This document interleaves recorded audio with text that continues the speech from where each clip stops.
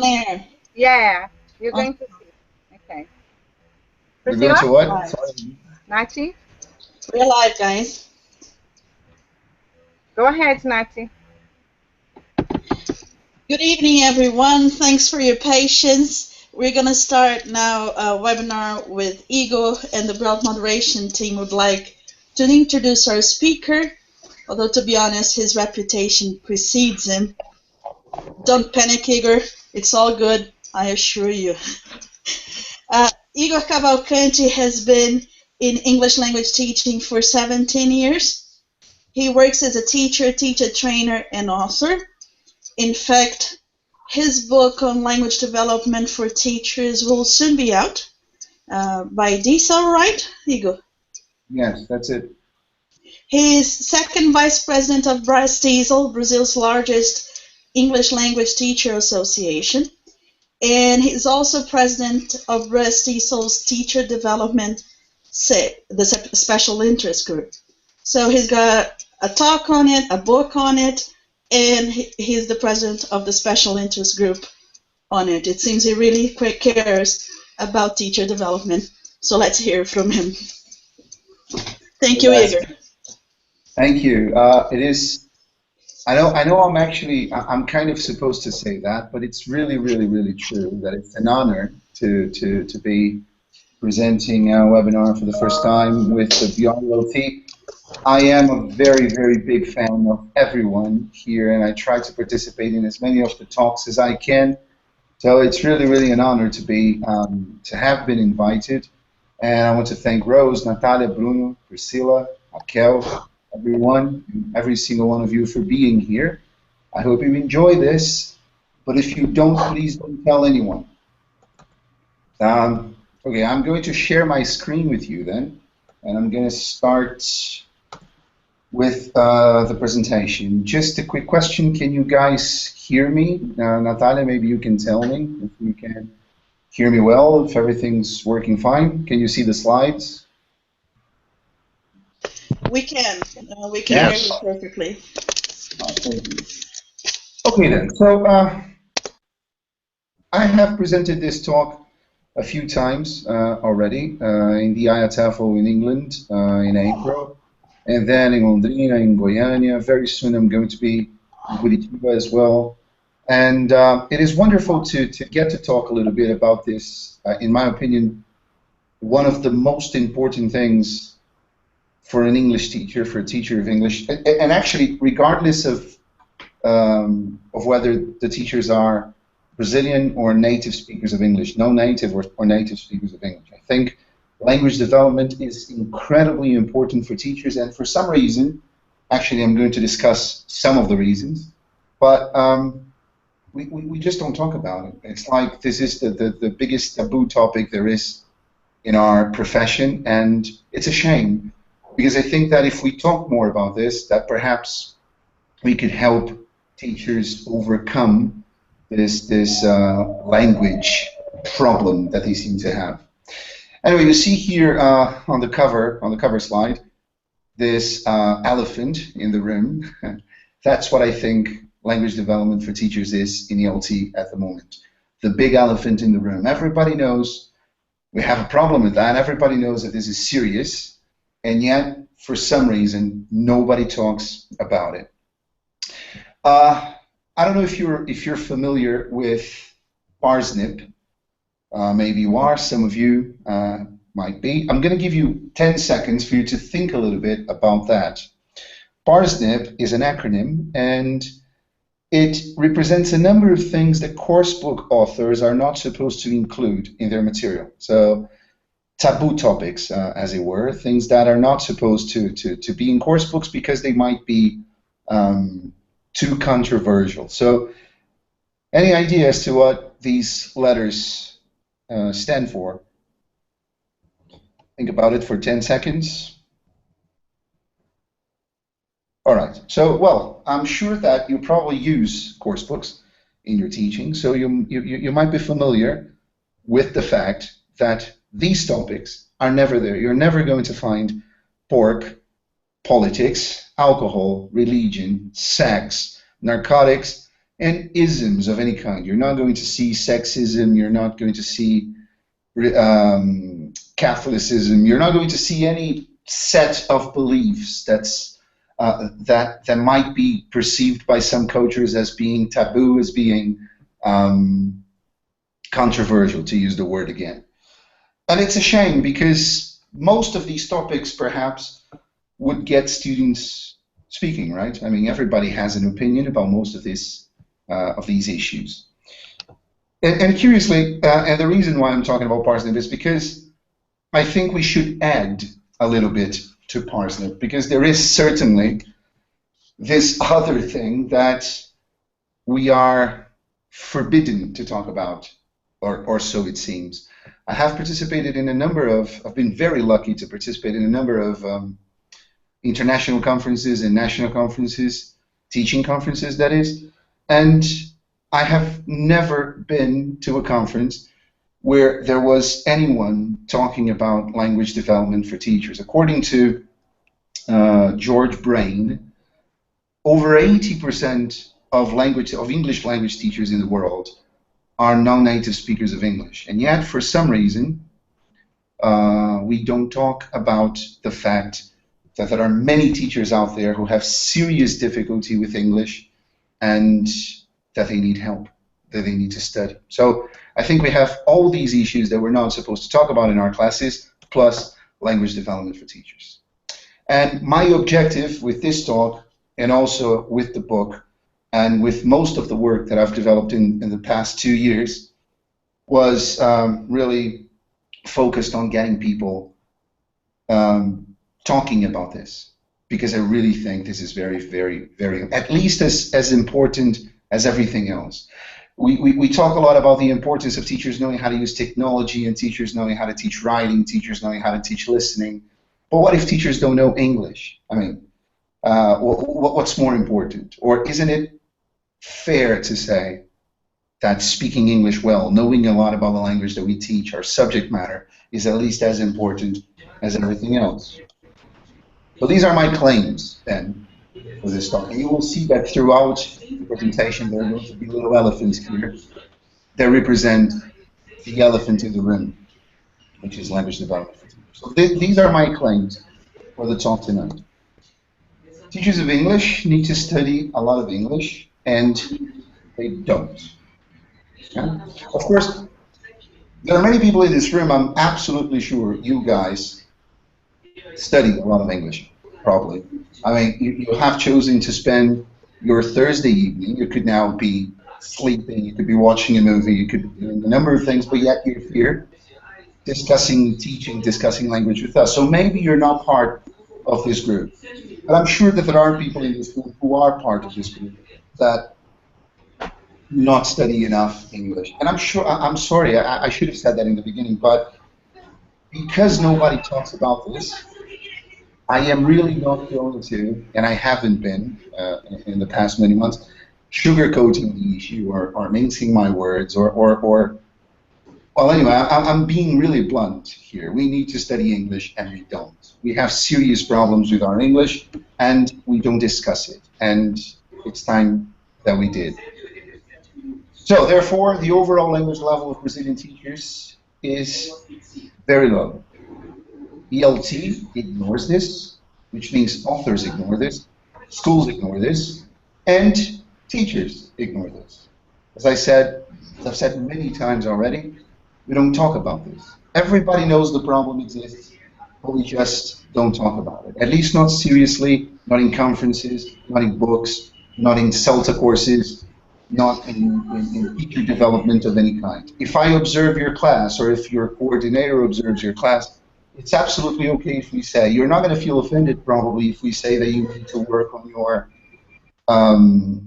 listening, teaching, your teaching of listening skills, or your classroom management, or your grouping, or whatever. But if we say that you need to work on your language, that's the thing that is offensive, and or that is perceived as being offensive, and it shouldn't be. It can't be. And because of all this, I think native teachers thrive. There is a lot of prejudice, of course. One of the reasons why native speakers tend to be better paid and more successful. And many students think that native teachers or native speakers of English are better teachers than us simply because of where they're from. I think that there's a lot of prejudice there. There are many reasons for this, but honestly, I think one of the reasons for that is that many of us have very serious language problems. And basic students can see that. Everybody can see that. And it seems to me that this is one of the reasons why native speakers seem to be doing so well, and we're not sometimes. So by the end of this talk, this webinar, hopefully, we'll have discussed this very unproblematized area. We're going to discuss why it is unproblematized, some examples of this elephant in the room. I'm going to talk a little about the very little that is done, what should be done, I think, and especially what we can do and should be doing to improve our situation regarding language. I'm going to start with a quote. Believe me, I haven't even started yet, by our Bruce Springsteen of EOT, the boss, Scott Thornbury. And this is what he says about, this is in the first chapter of his incredible book about language. I'm going to read this one. I know we're not supposed to read quotes on the slides, but I'm going to read it. Among the consequences of a limited knowledge of language are failure on the part of the teacher to anticipate learners' learning problems and a consequent inability to plan lessons that are pitched at the right level, an inability to deal satisfactorily with errors or to field learners' queries, answer learners' questions, and a general failure to earn the confidence of the learners due to a lack of basic terminology and ability to present new language clearly and efficiently. In other words, it's very important to know a lot about the language. Yeah? I hope you agree with Thornbury. Honestly, I haven't found so far anyone who didn't agree with that quote. Another one. This is Pedro Barata, in Portuguese. This comes from the book English Phonetics and Phonology, a fantastic book on phonology, which I highly recommend. He says, people who are going to work with the language at an advanced level as teachers or researchers need a deeper understanding provided by the study of grammatical theory and related areas of linguistics. And then this is Jeremy Harmer. That one I'm not going to read because it's massive, but I'd like to draw your attention to this part here. Students have a right to expect that teachers of the English language can explain straightforward grammar concepts, including how and when they're used. They expect their teachers to know the difference between the colloquial language that people use in informal conversation and the more language required in more formal settings. He also lists some of the things that we're supposed to know: grammar, lexes, pronunciation features, and so on. Which is funny because apparently all the big writers in the ELT think that English is really important. And however, Jeremy Harmer, Peter Roach, I'm not so sure, Scott Thornbury, they travel the world. It's basically what they do. They write and they travel the world talking to teachers. And I have had the chance, and I'm sure some of you, or most of you, maybe all of you, have had the chance as well, of seeing Jeremy Harmer and Scott Thornbury speaking at conferences. And I have never heard any of them, or any other speaker for that matter, any other of the big names in ELT, actually telling their non-native audiences all over the world that they need to improve their language. No, they talk about assessment, they talk about, well, I'm not even going to list the things they talk about. They talk about pretty much everything but the language question. I presented this talk in Rio a month ago or so, and I was very lucky that in the audience that day, a very important writer and speaker who was talking at the conference too. She was there in my talk for half of it. It was Dorothy Zemak. Don't know if you know her. She's brilliant. And when I showed the parsnip thing, she actually said, oh, but there is a reason for that. I mean, we travel the world talking to teachers, it's true, but we have to submit our presentations to the publishers beforehand, and they would never allow us to go to Brazil, to Chile, to Argentina, to Turkey, to tell teachers that they have to speak English. That they have to improve their English. Well, it was very interesting to hear that from an author, but I'm sorry. I think we just can't accept that. It is important that this is discussed, because otherwise, novice teachers and experienced teachers as well are just going to be, I think, imagining that it is okay to speak broken English when you're teaching it, or to not even speak it, to not be able to communicate in English. And I really think that is not okay. I think it's important to say at this point that my experience with language teaching is almost entirely in language schools.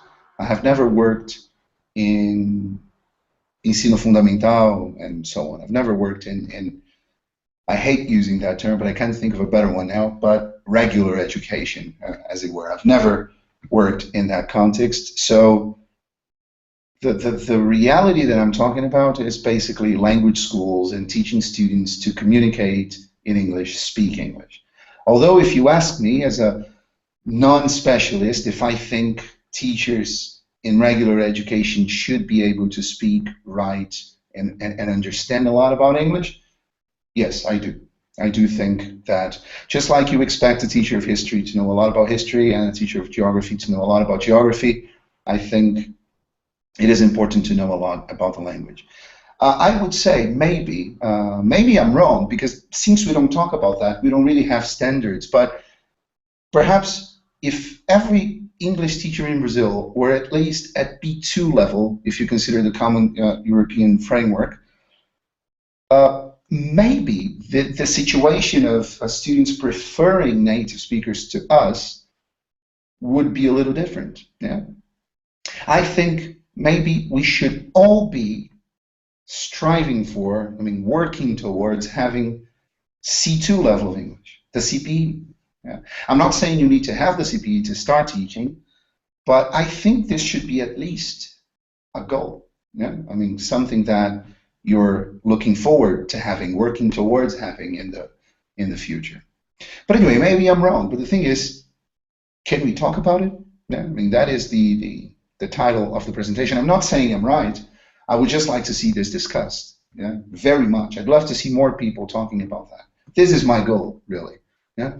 Of course, I would love if everybody left this presentation today thinking about it and saying to themselves, yeah, perhaps he has a point there. I really need to study English a little bit more and speak a little bit more and to be working to improve my English every day. But if we just start talking about it, I'm going to be very happy already.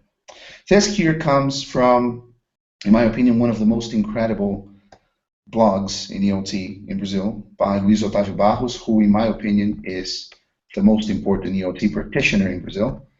Actually, by the way, as Nachi said in the beginning, I'm the second vice president of Brastiso at the moment.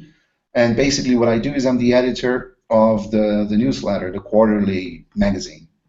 And Luiz Otávio Barros is going to be interviewed by the magazine in the next issue. So if you're a member, you're going to get to hear, well, not hear, to read a little bit from Luiz Otávio. And if you're not a member, become one now. I'll give you the address in the end.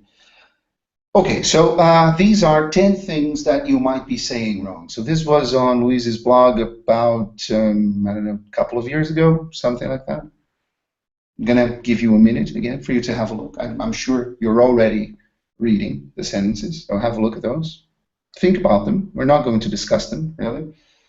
But if you visit his blog and you find this post, you're going to see the answers and why these very common mistakes that we might be making in the classroom, how to correct them. You're going to see everything on the blog.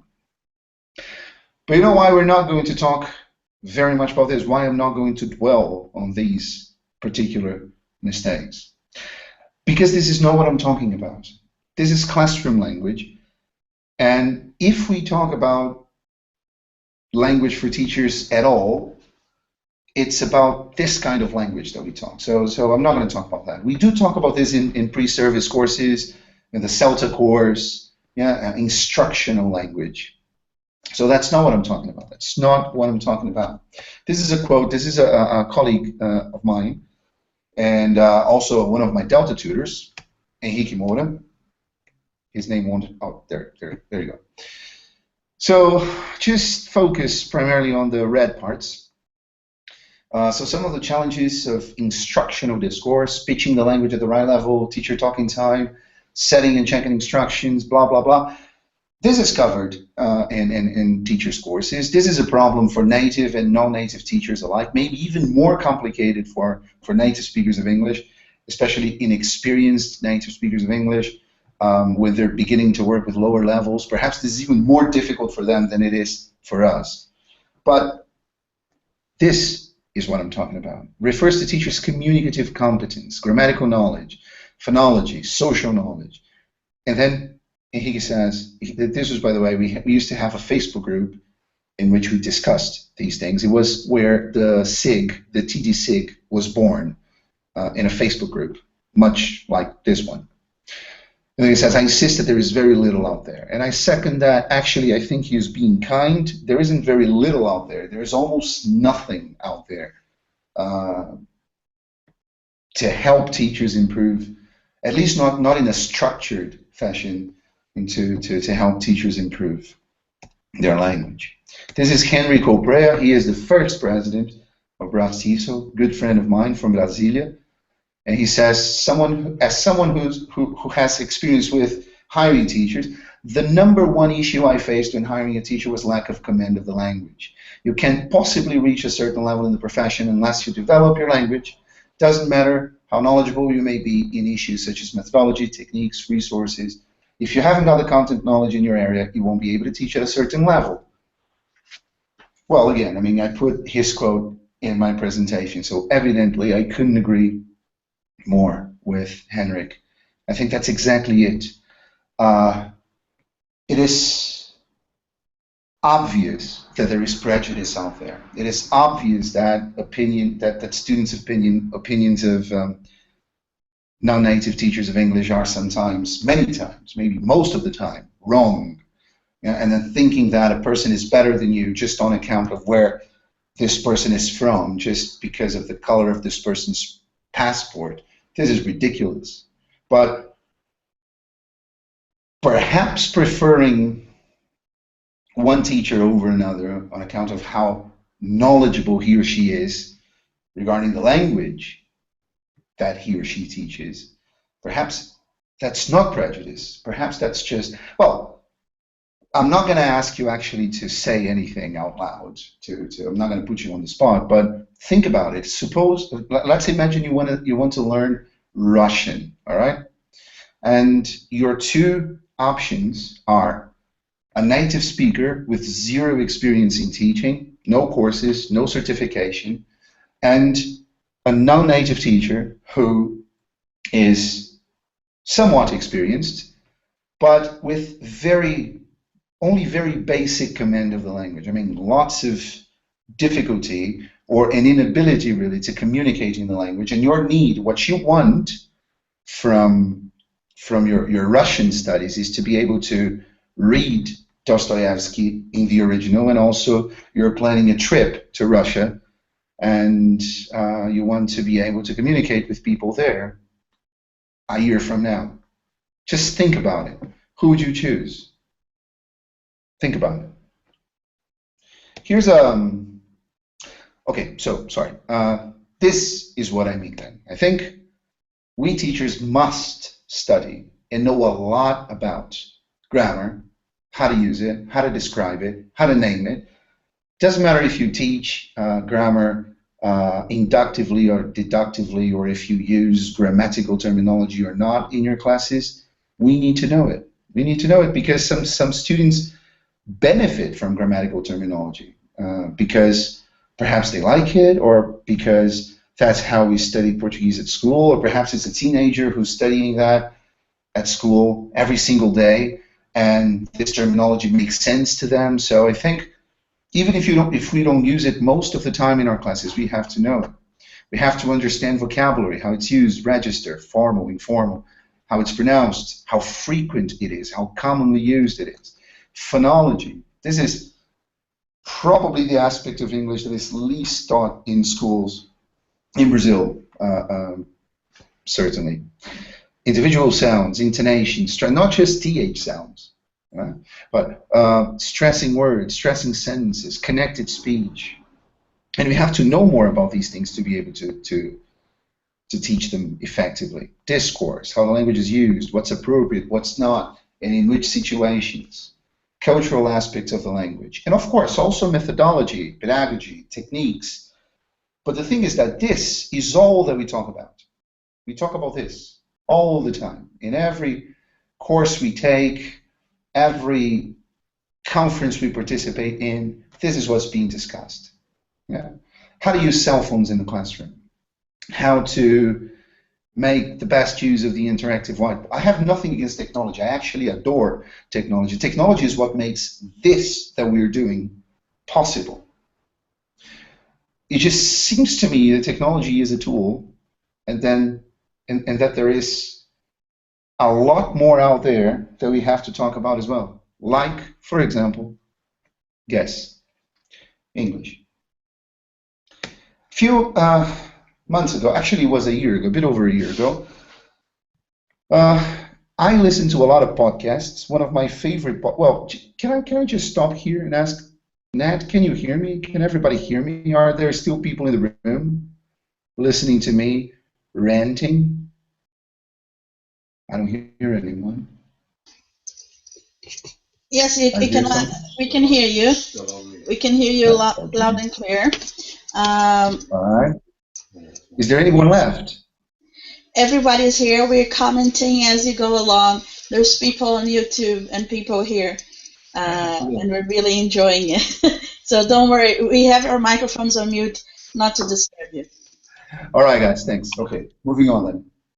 A year or so ago, listening to a podcast, a BBC podcast. I love podcasts. I actually think it's a fantastic way for us to improve, for us to keep in touch with the real language and to learn the vocabulary and also to get informed, right? This particular podcast is BBC World News. Kind of boring, but also interesting, if that makes any sense.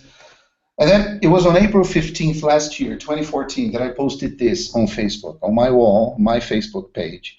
I've just heard a journalist on BBC say, police stations have been being seized. Have been being. Class 1, present perfect continuous.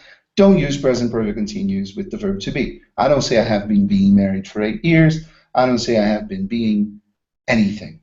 Yeah, class 1. And then you hear a journalist, a native speaker, BBC journalist. I mean, it's the BBC. I mean, they've even named British English after the BBC. We sometimes refer to standard British English, if that even exists, as BBC English. So it is the damn BBC. And the guy saying, police stations have been being seized. And then I asked that question, how does that sound to you?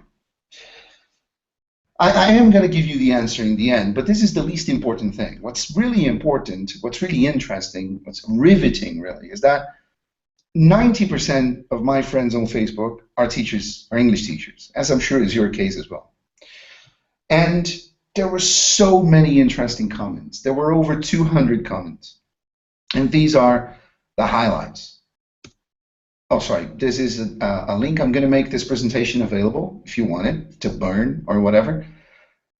So by clicking here, by visiting this link, you will be able to hear the journalist saying that, so that you see that I have not invented this to prove a point. He actually said that. So these are some of the comments that I got on that day, actually for about a week. Awful. Wasn't he stuttering? Funny, that actually made me listen to it again, but no, he wasn't. Very clear. You'll listen to it and you'll see. He wasn't stuttering. Native speakers don't misspeak. The thing about this, I think, is this is not a live podcast. Well, are there live podcasts? It wasn't live. This was carefully edited and then made available. It was so, and the guy chose to use this structure. He didn't self-correct. The editor accepted it, and it was broadcast. It was made available like that. So I don't think the guy was misspeaking. And it's so embarrassing when supposedly educated people can't even speak or fathom the language. Then I'm gonna let you read this one. It's long. This one is very interesting. By the way, all these comments here on this first page, this first slide, they were all made by native speakers of English. Yeah, all of them. Oh, sorry, with the exception of this one. This one was a Brazilian teacher. All the others were native speakers of English. Right? More. This was, let me see, yeah, us native speakers. Another native speaker said that. Nice slip of the tongue. Unfortunately, present perfect continuous in the passive doesn't exist. You see how grammatical, how educated. And this, my friends, this was Natalia, our very own Natalia Guerreiro, who finally solved the problem to us. Of course, it's always the non-native speaker who really has the answers. Joking, joking. So she shared this link here. I'm going to try to show it to you. Let's see if I can do that. Hello. Sorry, didn't work. What I wanted to.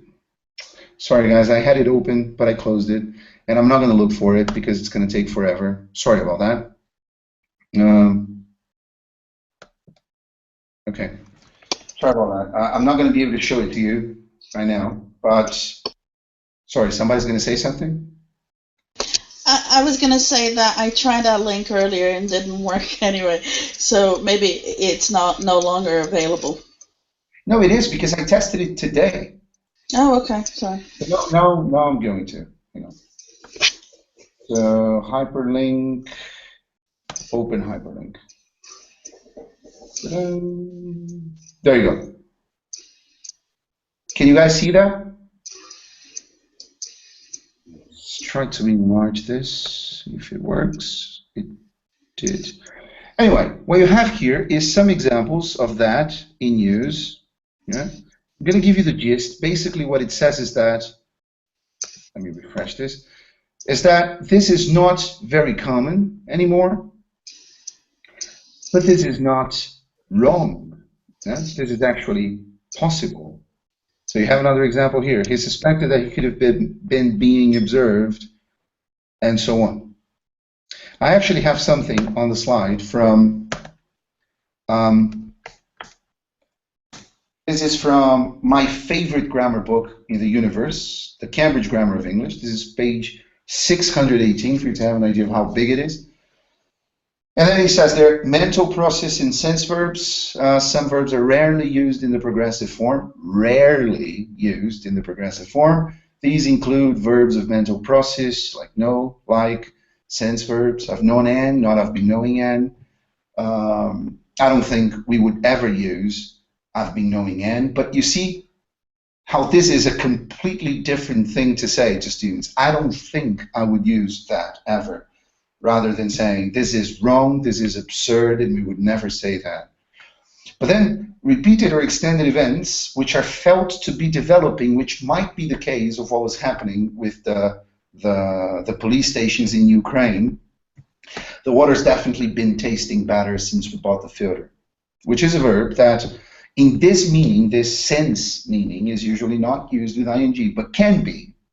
But again, as I said before, this is not even what I'm talking about. The important thing is hundreds of teachers commented on the journalist sentence, and still we couldn't really get to a right answer. We didn't know the right answer. We didn't know. That's the truth. The truth. Nobody knew if that was actually wrong, right, or acceptable, or not acceptable. And I think that this is very important. I think that the fact that 100 of us together could not really answer the question in a definitive way just goes to show how much English we have to study. What do you think? All right, it is 10:50 now, 10 to 11. We were supposed to finish at 11. We're not. I'm sorry, we started a little bit late. I imagine we're going to start to finish at about 11:10 or so. Then I'm going to take a few questions if you guys are still there. But are there any comments? Is there anything you'd like to say at this point? Perhaps, Natalia, we could invite two people to say something, to ask a question, to say that they completely agree or completely disagree. Anything? Just open your mic, guys, if you want to say something. I know that from YouTube, there's been a lot of support. There's somebody here, I don't know her name because she's got a nickname. She said, yeah, natives make a lot of mistakes. I said we do it in Portuguese too. She said it is a taboo. Zito said that in his course, I think he did a BA in languages, that methodology and education were considered important, but not language development. Guys here from YouTube, if you have anything else to add, just comment and I'll bring to Igor. Anybody from here? From Google Hangout? No? Okay.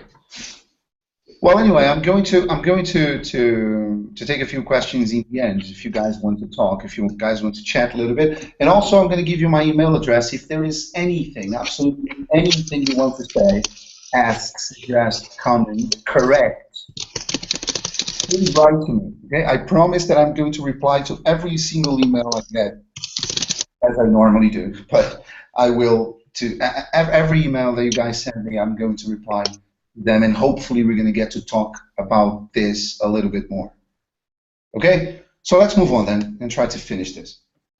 A few things for you to think about. Okay, now I don't want this to be I'm not trying to show anyone that they don't know English. This is not my objective in any way, shape, or form. I'm just trying to show you, if you don't already know, that there might be things that we tell our students, that there might be things that we take for granted that are not necessarily right, or not necessarily absolute. For instance, think about these things. Is it possible to use will in the if clause of a conditional sentence? For example, is it possible to use will with if you will, I will? Well, not actually able to interact with you here on that one, but think about it. Normally, we talk to students about conditionals in terms of 0, first, second, third, and mixed, right? And the thing is, there's much more to conditionals than that. For example, if you look at Advanced Language Practice, a great grammar book at advanced level by Michael Vince, he says, for example, when he talks about zero conditional, by the way, he doesn't name, he doesn't use these names. I think these names are preposterous, really. I mean, why 0? Why first? Why second? But he just gives us examples of this conditional that talks about things that are always true, that you can have present and present, past and past. For example, I can say, in the past, if men didn't hunt, they didn't eat. And that's also zero conditional. But honestly, in all these years, working with English, working with teachers, observing classes, I have never seen anyone teach students that this structure can also happen with past and past. And if you will, I am sure that, and I have actually seen this happen, which is why it's here on the slide, that if a student asks many teachers if it's possible to use will on the side of if, that the teachers are going to say, no, it's not possible. And yes, it is possible.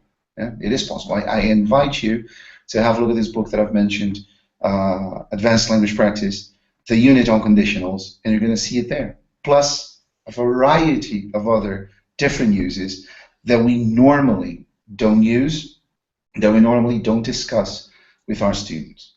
Okay, I'm going to go a bit faster now. Is using could or be able to for ability in the past interchangeable? Can I use one or the other? Can I say could or was able to? Are they the same thing? No, they're not. What's the difference between who and whom?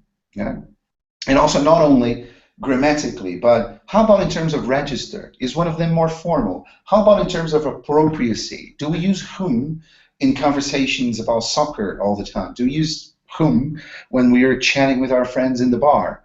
Yeah, in English. We should be chatting with our friends in the bar in English, by the way. It's a great opportunity to practice English at advanced level. I actually think, and I'm very happy to have talked about this with many people and to see that many people agree that teaching English at basic intermediate levels, what we do most of the time, doesn't actually help us improve our spoken English at all. I mean, contrary to popular belief, we don't actually learn English teaching, at least not as much as we like to think so. Then, do we always put the verb one stage back when using reported speech? No. I recommend she be promoted. Is this a correct sentence? Yes. What's inversion? What's a non-finite clause? When can you omit the relative? I love this one. When can you omit the relative pronoun in a relative clause? This is something that we do naturally. We just know when who is not really necessary, when you can omit who. But is it easy to explain to a student when who is omittable, when you can substitute who with that, and when you can't? So you see, there are many things for us to study, even regarding the grammar that we teach every day. If we move on to phonology, then this is a great sentence, I love it, by Jim Scrivener. He says that pronunciation can be overlooked because we're less certain about it than we are about grammar, about lexis. And phonology is extremely important. It doesn't matter, it's not that we have to teach native models necessarily. It's not that we have to get students to sound like Americans. We don't. Or to get them to sound like British people. We don't. We just have to make them sound, and also we have to sound universally understandable. Yeah? I think this is very important. For example, I like using this song very much with students to work on connected speech. Actually, any song in English can be used to work on connected speech. But look, one thing you can do, and one thing we can do actually to start paying attention to these things and trying to imitate these things is, for example, this word in isolation, we would say get, yeah? And then you can draw students' attention to that. There are some features of pronunciation that we're simply, and students are simply not going to pick up. We actually have to draw their attention to that. So these sounds are elided; they're not pronounced. So Jason Raz, in English, we do that all the time. This sound disappears. People get ready, get ready. This sound is also elided because here it comes, the t, the beautiful light. Here we don't have an elision, but there's no pause between the two sounds. The d disappears. This sound w is intruded here in the middle of the two vowel sounds. Do it, do it. Sometimes students have difficulty with listening, for example, and we have difficulty with listening because we don't understand or we're not familiar with features of connected speech. Yeah? Listening has everything to do with phonology, has everything to do with pronunciation. So the more pronunciation we study, the more the better we understand pronunciation, the better we'll speak, and the more prepared we'll be to actually make it clear for students. Yeah? Many other examples here. And the beautiful thing is that any song you get is going to work. Any song is going to have tens, maybe hundreds of interesting elements of connected speech. And there's much more. Then here I would recommend books such as Sound Foundations by Adrian Underhill, the book I mentioned before, English Phonetics and Phonology by Peter Roach, and so on. Read about it. It's easy. And then pay attention pay attention to songs, pay attention when you watch series and everything, and try and sound a little bit more natural. Not American, not British, but more natural. What's important is communication. Look, I think teachers should want to go beyond communication. We should aim perhaps at proficiency or advanced levels or being extremely competent speakers. It's not about being a native speaker. We're never going to be native speakers. That's not the objective. The objective is simply to sound as good as we can and better every day. Yeah, I think. So a few things about phonology that are important. What are these sounds? Phonemic symbols. I think they're very important. Do you know them? Do you use them? Do you understand them? Can you go to the dictionary and by looking at the phonemic transcription of a word, can you pronounce it? Yeah. How do you pronounce the regular verbs in the past? This is so important. And uh, we sometimes teach the rules and we know the rules, but still we mispronounce them, especially in connected speech. We sometimes fail to see that, for instance, eu trabalho lá, eu trabalhei lá can sound exactly the same in English. Yeah? I work there for 20 years. Yeah? Because the t sounding worked is going to be elided in that sentence because of the next sound. Yeah? It's important to know these things, to notice these things, and to draw students' attention to those, because even if they don't talk like that, they need to be able to understand this. How about the S at the end of words? For example, it's so common to hear teachers saying teaches, for example, instead of teaches, and watch instead of watches, and so on. How do you count syllables in English? Are there rules for word stress? Curiously, there are. Rules of thumb, but there are. What is sentence stress? Possibly the most important thing about English phonology. What is unstressed? Certainly incredibly important and something that's not that relevant in Portuguese. Okay, sorry, how does intonation work in English and so on? We have to know these things, we have to study these things, we have to be curious about these things. Almost finished, guys. Just, no, I'm not. Vocabulary, just an idea. What is collocation? What's an idiom? What's a phrasal verb? Do we know? I mean, are we confident about these things? If you think of English as a lingua franca, English for international communication and so on, perhaps it's even fair to say that most speakers of English don't even use idioms and phrasal verbs, right? I mean, it's the only language ever to be more spoken as a second language than as a first language. So it's pretty fair to say that there are many, many speakers out there, possibly the majority, probably the majority, who don't use idioms and phrasal verbs. But does that mean we don't have to know them? I mean, we teachers, that it's not relevant for us. Yeah? Again, the issue of, are we just interested in being communicative, or perhaps is it important for teachers to go beyond that, to be more than communicative? Yeah. Then, which of the two adjectives collocate better? And do you raise or rise your hand? And are you caught red or yellow-handed? And carry on or carry up? End up or wind up? Paying attention to these things is really important and easy. Yeah? It's just a matter of noticing, of being curious, noticing these things when you see them. Yeah, stop perhaps using bad and good all the time and trying to use more sophisticated, semantically precise vocabulary. Yeah? Okay, so how do we study language? Of course, we could spend literally all night talking about this. And there was an incredible talk, B-R-E-O-T. I actually always say it Brelt, but I don't know if this is actually commonly used. I'm going to say Brelt, okay? I say Brelt too. You do? Okay, good. There was a Brelt chat a year ago, maybe a little bit more, in which we were discussing exactly that, how to study language, how to improve our language, and many interesting ideas came up. When I was working on the book, I actually started a conversation in the group to talking about common errors that teachers make and how to improve, how to study. A few things. First thing, I think the most important thing is curiosity and interest. It's actually two things. So the most important things are curiosity and interest. Being curious about the language and paying attention to language. Yeah, when you come across something you've never seen before, you go and check it out. See if that's, if you've never heard it before because it's really rare, or if you've never heard it before because, I don't know, for other reasons, but it's actually very interesting and important language. Write it down in a vocabulary notebook. I actually talk about the vocabulary notebook in a little while. But be curious about the language. Yeah? Take an interest. Read. Read all the time. Read everything you can get your hands on. Nothing is better for language development than reading. I hope you're reading a book in English at the moment. And not a reader, but authentic, something authentic. And maybe 2 books at the time, or 10, that you've read 10 books this year in English already. Expose yourselves to native-like or proficient English. Watch videos on TED.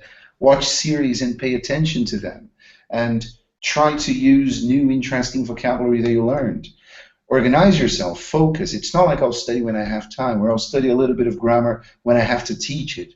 But schedule it. Like every Monday and Wednesday, I have a window from 2 to 3. I'm going to sit down with my grammar book, then I'm going to sit down with Sound Foundations, and I'm going to study this in an organized way.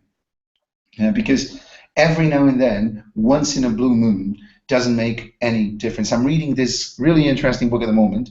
I do use the word interesting a lot, don't I? I have to work on that.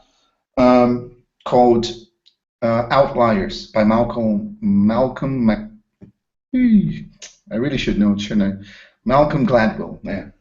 And he's talking about what makes people outliers, what makes people stand out, what makes people really, really successful. And then he says that mastery takes 10,000 words, 10,000 hours of practice. Mastery takes 10,000 hours of practice. I actually did the math. It's an interesting thing to share with students. Of course, students are not necessarily worried about mastery of English. Maybe neither are we, but 2 hours a week for you to have, studying 2 hours a week, for you to have 10,000 hours of exposure, you can do the math there. It's going to be 96 years. I don't think I'm going to live another 96 years, so I have to study more than 2 hours per week, and I have to organize my studies and focus. Yeah, I know you don't have time. You're not going to have more time next year. You're never going to have more time. So you actually have to make time and squeeze it into your schedule. Research, read. Have a vocabulary notebook. Write things down. Revisit the things that you've recorded in your vocabulary notebook. Try to use them. I mean, make a conscious effort to produce those words. Yeah? Plan your output, because just being exposed to language might not be enough. You actually have to try and make an effort to produce it. Read. Third time, read books, articles, news, blogs, recipes, graffiti, whatever you can get your hands on. Watch series, movies, TV programs. Get hooked on TED. TED is brilliant. I'm never going to believe that TED was not made for English teachers. Okay? Because it really looks like it was. Set a time to study, as I said before. Don't just study whenever you have time. Set a time. Plan. Google. Read. Read every day. Always. 10 pages a day. Start a 30-day challenge. I'm going to read 10 pages a day for 30 days. And then when you're done with that, you're going to be used to it. And then you can start reading 15. And then 20, and then it's going to be part of your life in such a way that you're never going to be able to stop. Of course, that is if you don't already do it. I hope you do. This is an example of what I'm talking about. About a year ago, Brazil, we had a lot of protests in Brazil, as you will remember. We might have one now on Sunday. And how do you say, tropa de choque, here, riot police, gas lacrimogene, tear gas, marched against, host the World Cup, take to the streets, a range of strikes. The army was deployed, there were robberies, there was looting. So how do you study these things? How do you know these things for when your students ask you? This is BBC. Read the BBC. Read the New York Times. Read The Independent. Read The Guardian. Change the homepage of your browser from wall to the New York Times, to The Guardian. Read in English. Get informed in English. And these words are going to first become part of your passive vocabulary, and hopefully soon you're going to be able to use tear gas in everyday conversation. Hopefully you're not going to have many opportunities to do that, I hope. Okay then, so this is the end of it. Why then is this area so unproblematized? As you can see, you can probably hear it in my voice, that I am really obsessed, passionate about this, and I would very much like to make this clear to people, to teachers, that perhaps we're the ones standing in our own way.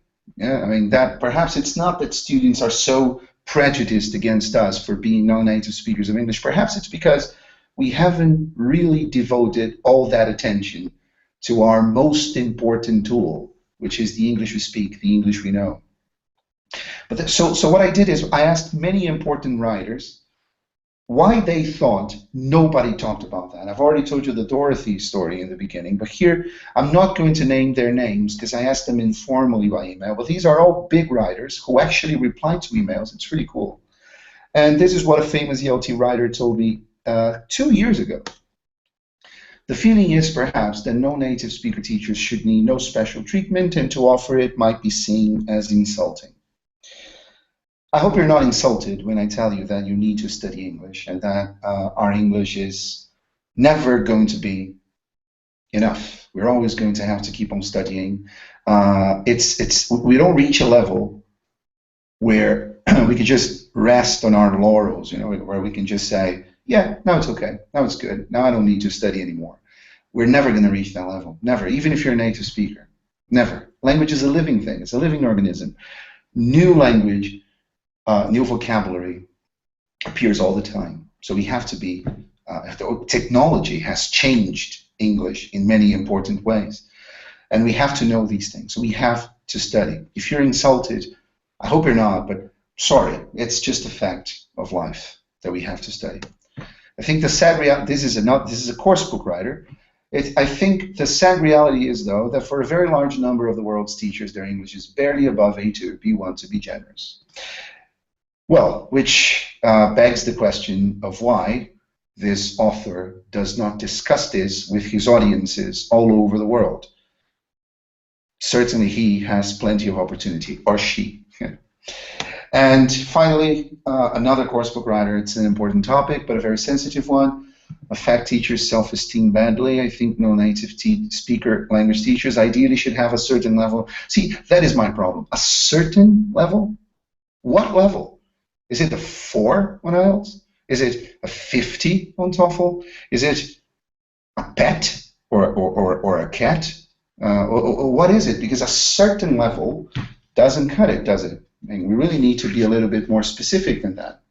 My opinion is that this is too important an issue for us to overlook the way we do, the way we've done, the way we've been doing for ever, really. We owe it to ourselves, and especially we owe it to our students, that we are the best language models that we can be, and that we're forever doing our very best to get better, because it's at least as important as everything else, as technology, as classroom management, as being able to use the interactive whiteboard, as being able to adapt a course book, as being able to select a course book, as being able to prepare authentic materials. At the very least, it's as important as everything else, I think. And I hope you agree. Yeah. So as Nat said in the beginning, my book, Inglês de Professor in Portuguese, is coming out in October. And the reason why the book is in Portuguese is exactly what I'm trying to fight here. It is in Portuguese because my publisher told me, and the worst thing is that he's right, that if this book had been written in English, only in English, that there is a very good chance that it wouldn't sell very much, because many teachers would feel like they couldn't cope with it. That's why books for teachers in Brazil, for English teachers in Brazil, are usually written in Portuguese. So help me change that. First, by changing that in ourselves, and then if we already speak very good English and we are already very good at English, then remember what the American philosopher Ben Parker always says. I hope you know who Ben Parker is.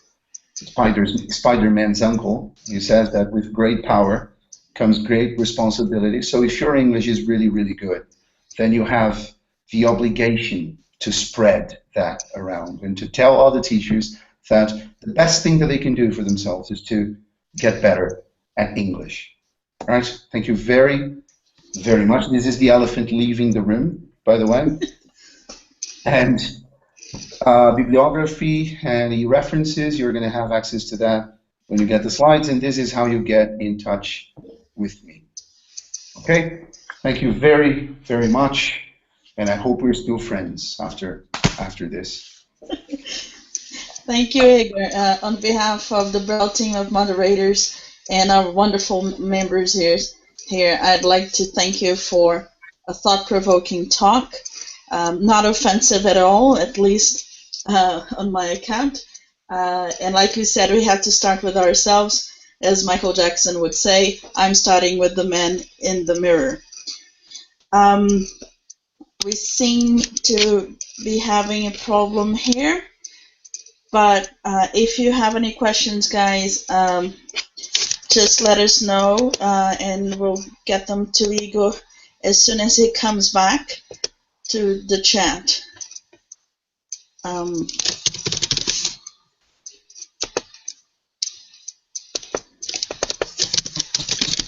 I closed everything. I just closed everything. I'm sorry. Okay, Higor. You can share your video with us now, and anybody else who wants to talk, just open your mic and your video.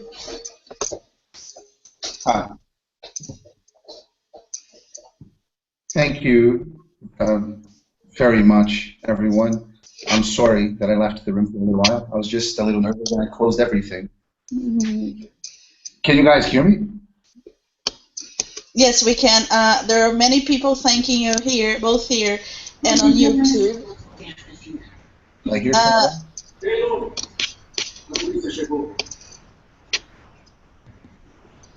Somebody's watching the soap, maybe. Eliana's on YouTube says she definitely agrees that we all need to study, but most teachers are offended when she says anything about it. So how would you go about that? Well, I think the thing is, that's why nobody talks about this. So I don't know if there is any, what's her name? Yeah? Eliana. Eliana, I don't know that there is an easy way to do that. I mean, I'm here talking about this, and I am constantly worried that people are taking it the wrong way, that people are offended. I really don't think there is an easy way. I think that, for example, as coordinators, as teacher trainers, as fellow teachers, we have to gently but consistently and always introduce the conversation and actually talk about it with teachers. Perhaps a non-threatening way of doing that would be to start a study group, to propose a study group where there isn't going to be necessarily one teacher in charge of everything, but you would have regular meetings in which people would help each other with their difficulties or discuss aspects of phonology, discuss aspects of grammar or vocabulary. But honestly, there's no easy way to do that. It is simply something that we have to talk about a little bit. Yeah? I mean, in the Brastizo magazines, the last two, there are articles on that. So perhaps sharing these articles with your friends in teachers' rooms, and then starting a conversation, maybe in a pedagogical meeting, talking about what teachers think are their biggest difficulties with English and what we can do to overcome them. I don't know. I wish there was an easy answer. I've been looking for it for years. There isn't. It's hard. And another thing is, it's very hard to improve English, as we know from our students' experience. It's not easy, but we have to find a way, don't we? And Eduardo Zito shared a story how he was a coordinator at a language school, and what he did was he had the teachers who taught advanced classes write to the teachers with basic groups whatever they wanted to tell them, everything I wanted to tell them. And one of the things was like, stop saying that the comparative of happy is happier, because there is more happy in English.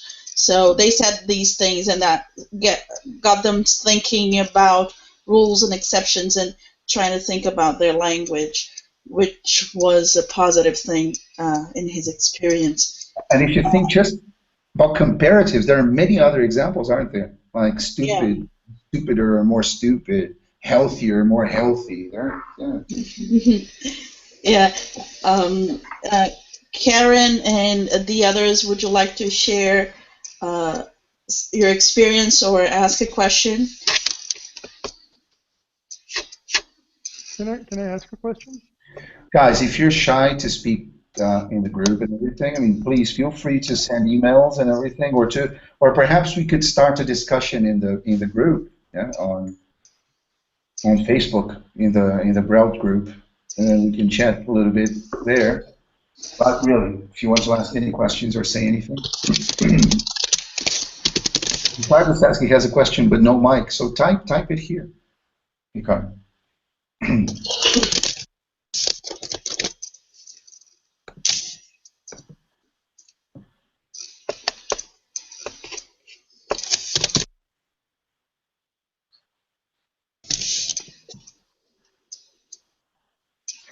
Well, I think so. Good question, Ricardo. I think there's a lot of responsibility. I think there's responsibility to go around, really. Yeah? But I think it's up to the schools as well. I mean, the schools, for example, I'm not going to name names, obviously, but there are many schools in Brazil.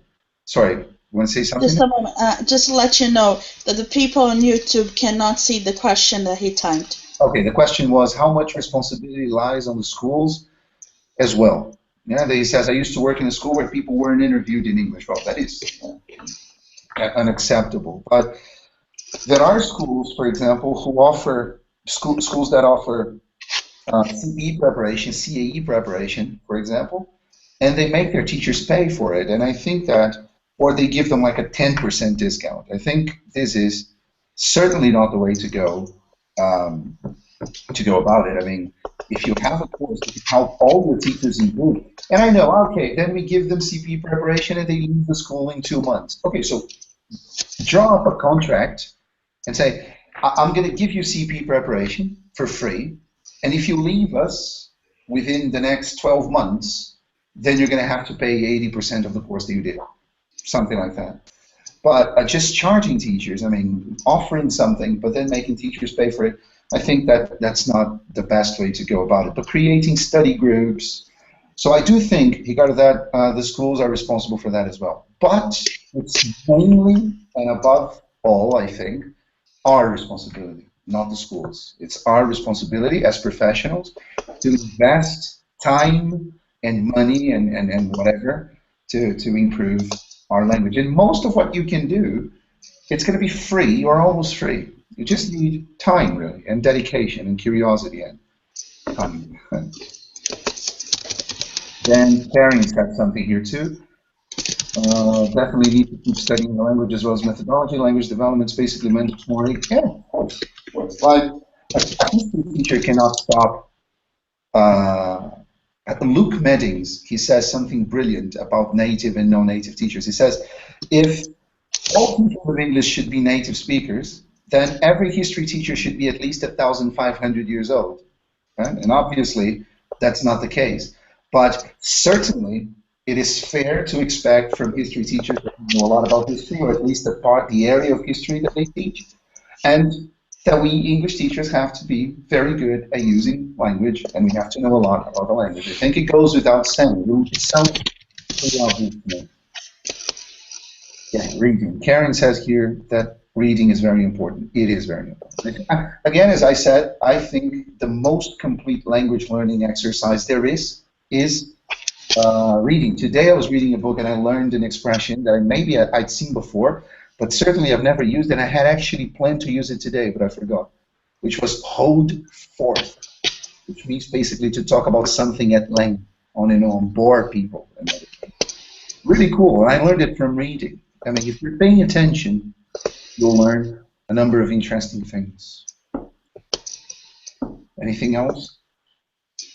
Anyone? I think Priscilla has a question. Here. I'm not sure that people saw it on the slide or copied it down if they wanted to. So it's my email address in case you guys want to chat. Add me on Facebook. There's nothing pornographic there, I promise. Most of it is professional. His email, for those who cannot see it, is Higor with an H at higorcavalcante.com.br. But the slides will be made available tomorrow, both at the community and our website, which is wellchat.wordpress.com. Thank you. Sorry, Higor said my English is easy on the ears. I love hearing things like that, so thank you very much.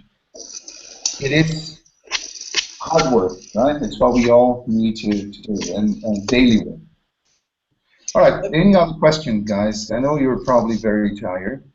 I sleep very late, so it's fine. Yeah, Eduardo here is saying, "Hey, Andrew," because we can actually see Andrew behind now. Hi, Andrew. How's it going? Hi there.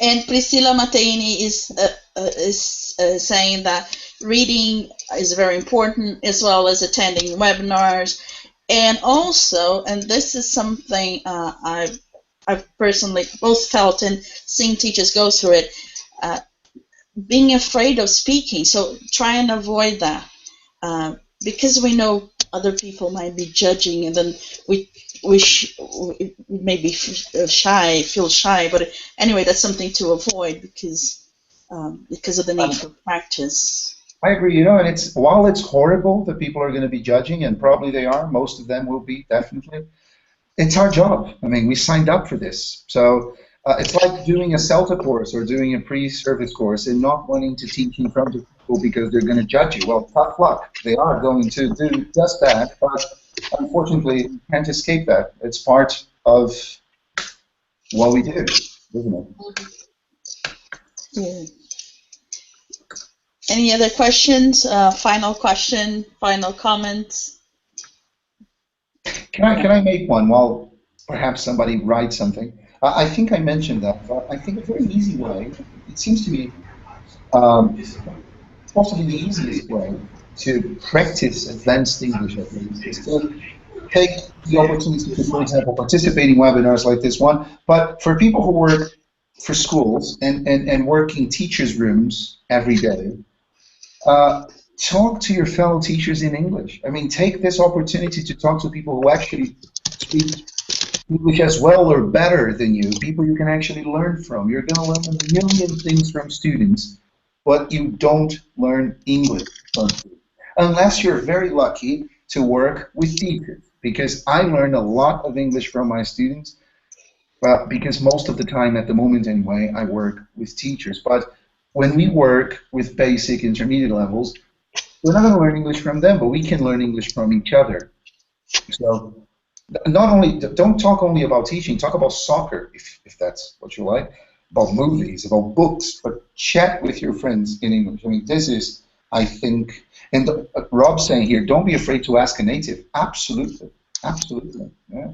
Take these opportunities too to talk to native speakers, because it helps, definitely helps, very much. And I'm going to shut up now, by the way. So, on behalf of, again, on behalf of the Braille team and the Braille members, we'd like to thank you for inspiring talk, which also inspires by or for. I hate prepositions. I was talking to Ricardo about that. I just hate prepositions. Anyway, but you inspire with your example, because as people were saying, both here and on YouTube, your English is great. So that's something for us to look up to. Thank you all for participating. Thank you all. Thank you, Igor, again. And guys, don't miss out on the next webinar, which will be in September with Will Eduardo, about another aspect of our professional lives that is a bit neglected, the teacher's knowledge of language testing. So another one of those neglected areas. Thank you. Have a good night, everyone. Good weekend, and see you soon. Nighty night. See you. Bye. Thank you, Rob. Thanks, everyone. Bye.